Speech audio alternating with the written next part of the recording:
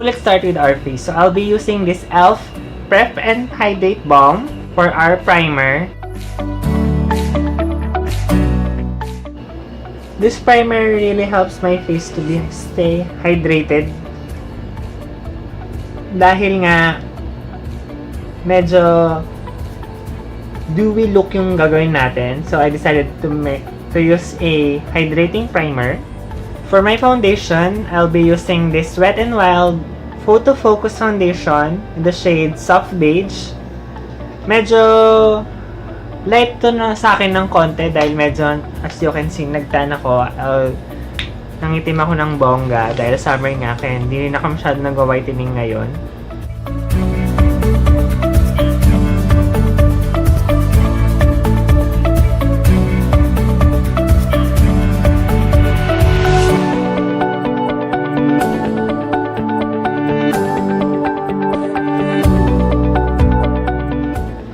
For my concealer, I'll be using this Maybelline Fit Me in the shade Concealer in the shade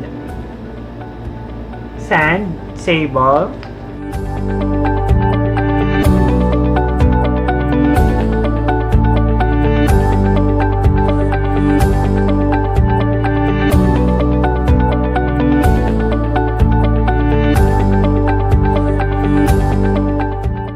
Ito na rin yung gagamitin kong pag-spot conceal.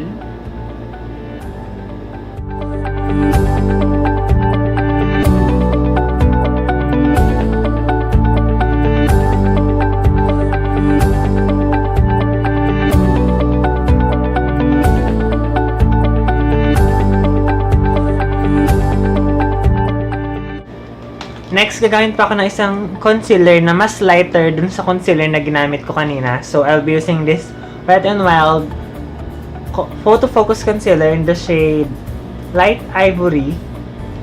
Ito naman, guys, as you can see, nakikita nyo pa rin yung bags ko dito. Yan. So, itong concealer na to, i-focus ko lang siya dun sa area kung saan visible pa rin yung darkness. So, yan lang. Then, first, i-blend ko lang siya using with my finger.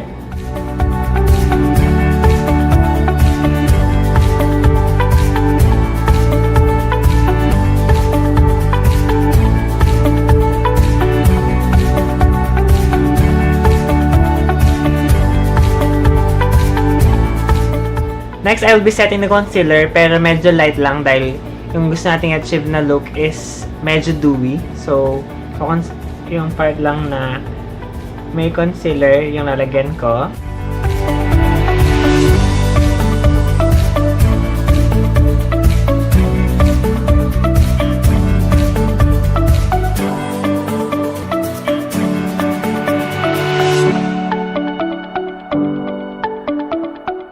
Then, to bring back the warmness of my face, I'll be bronzing.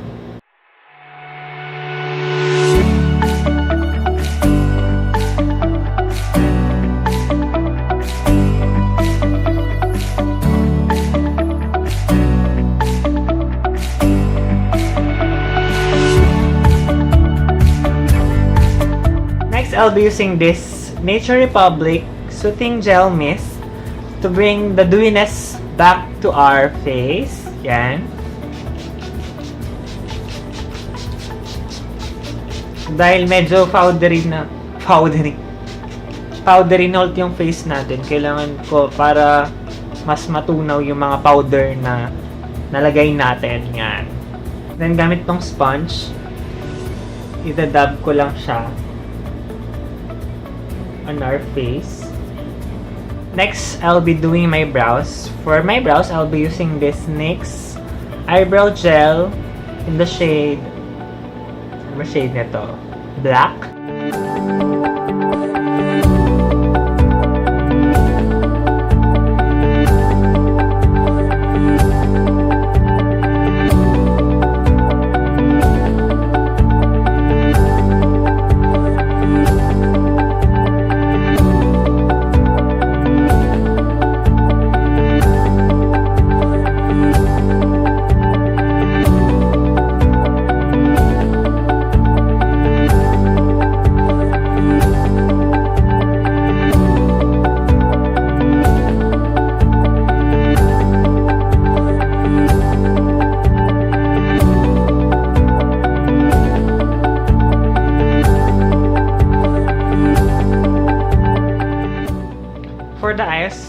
Next, I'll be using this shade. Ito medyo orangey na shade. Ito yung magiging transition color natin. So, ilagay ko lang siya sa crease area.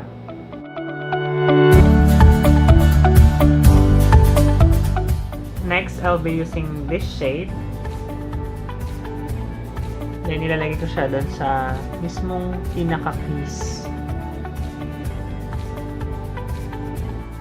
Next, using this shade, at ilalagay ko siya all over the lid.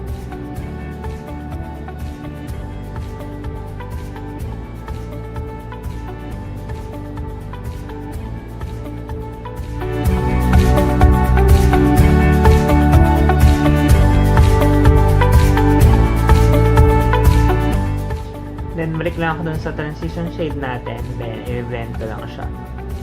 Using this shade, i-focus ko lang siya all over my lower lash line.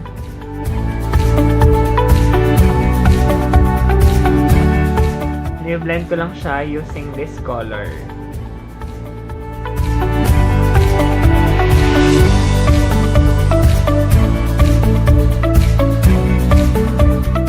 So, maglalagay lang ako ng falsies and mascara and I'll be right back.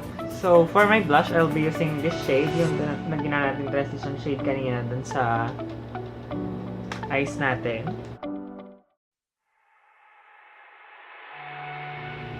For my lips, I'll be using this ColourPop Ultra Matte Lip in the shade Tuli.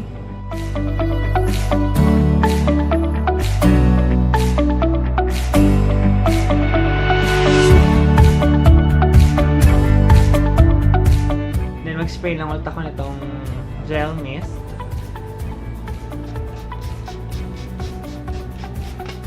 Lastly, I'll be putting some highlight. So, ito yung gagamitin ko itong Wet n Wild Mega Glow Highlighting Powder, the shade Precious Petals.